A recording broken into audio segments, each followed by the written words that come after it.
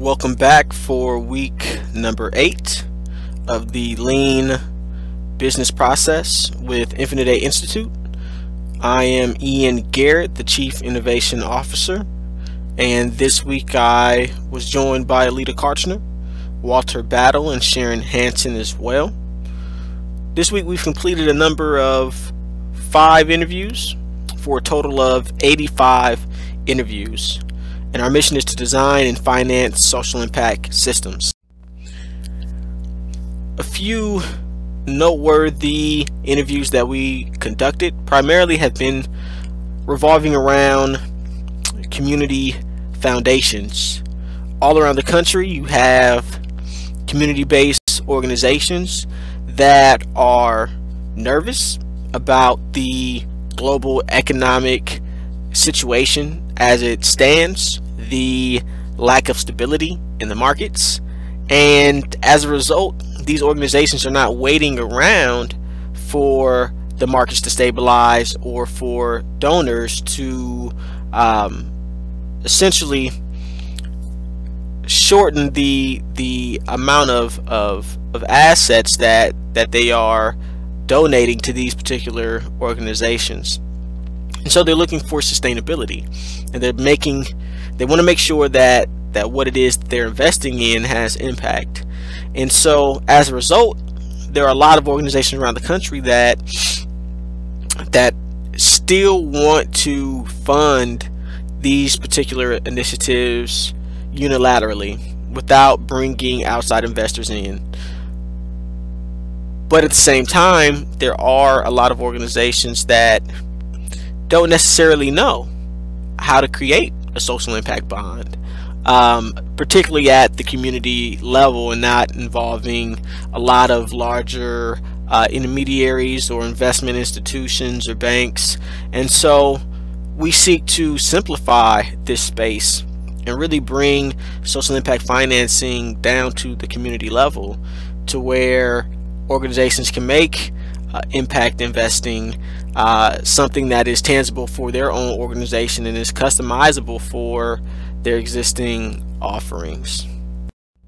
Once again, our model is the micro social impact bond, and this week not much has changed.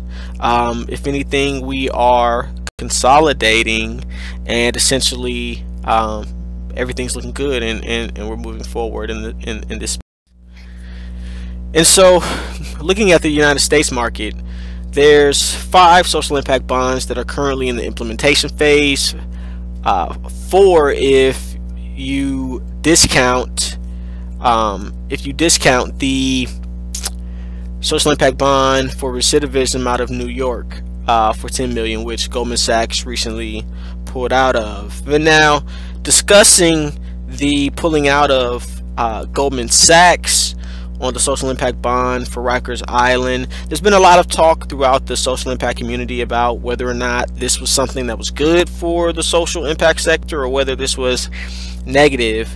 The argument that it is good, essentially people are saying that, you know, all of these things aren't going to work. We need to be able to fail forward, get some of the mistakes out of the way early, and then learn from these particular experiences as well. Those that are against it are saying, you know, essentially that it is a waste of a lot of money, essentially to spend, you know, on this particular model, not knowing that, you know, that these things have been proven, which they haven't essentially been proven yet. Where we come in is with our expertise, our ability to be culturally sensitive to the needs of the populations that these type of social impact financing vehicles are meant to serve. And if you don't have a in-depth understanding of the population that you're working with, it's going to be very difficult to design or implement anything that is really going to have a tangible impact on the ground. And so that's where, you know, we feel that we have a competitive advantage in this particular social impact space. Also, as you can see, there are a number of early childhood social impact bonds.